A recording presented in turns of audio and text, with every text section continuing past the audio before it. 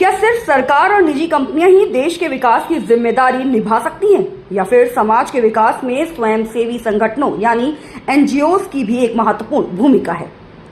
इसी विषय पर CSR and sustainability conclave 2022 Ranchi में सामाजिक कार्यकर्ता और प्रयास JAC सोसाइटी के संस्थापक महासचिव अमोद कांत ने महत्वपूर्ण विचार साझा किए।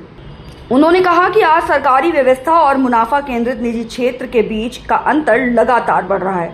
ऐसे समय में स्वयंसेवी संगठन समाज और सरकार के बीच एक मजबूत सेतु का काम करते हैं, इसलिए इन्हें लोकतांत्रिक व्यवस्था का थर्ड सेक्टर कहा जाता है। अमोद कांत ने यह भी कहा कि स्वयंसेवी संगठनों के भीतर पारदर्शिता, जवाबदेही और जिम्मेदारी पहले से कहीं अधिक जरूरी हो गई है। जब संगठन पारदर्शी होंगे तभी लोगों, सरकार और कॉर्पोरेट जगत का उन पर भरोसा भी मजबूत होगा। उन्होंने बताया कि हर वर्ष कंपनियां CSR यानी कॉर्पोरेट सोशल रिस्पॉन्सिबिलिटी के तहत हजारों करोड़ रुपए खर्च करती हैं, लेकिन इन फंडों का बड़ा हिस्सा स्वयंसेवी संगठनों तक पहुंचने के बजाय कंपनियों की अपनी फाउंडेशन, सहकारी, सरकारी राहत कोष या अन्य संस्थाओं में चला जाता है।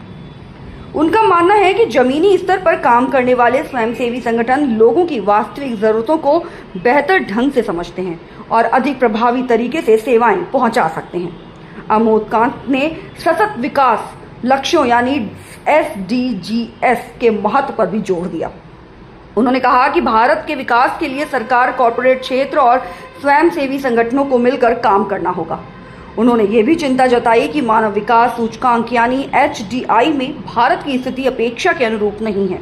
ऐसे में स्वयंसेवी संगठन लोगों की आवाज बनकर जनपद तैयार करके और नीति से लेकर जमीनी स्तर तक विकास की प्रक्रिया में अहम योगदान दे सकते हैं।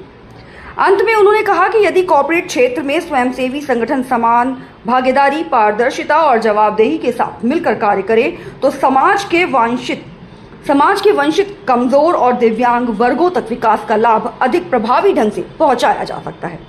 आपकी राय में क्या भारत में CSR फंड का बड़ा हिस्सा सीधे जमीनी स्तर पर काम करने वाले स्वयंसेवी संगठनों को मिलना चाहिए? अपनी राय हमें कमेंट करके जरूर बताइए। धन्यवाद।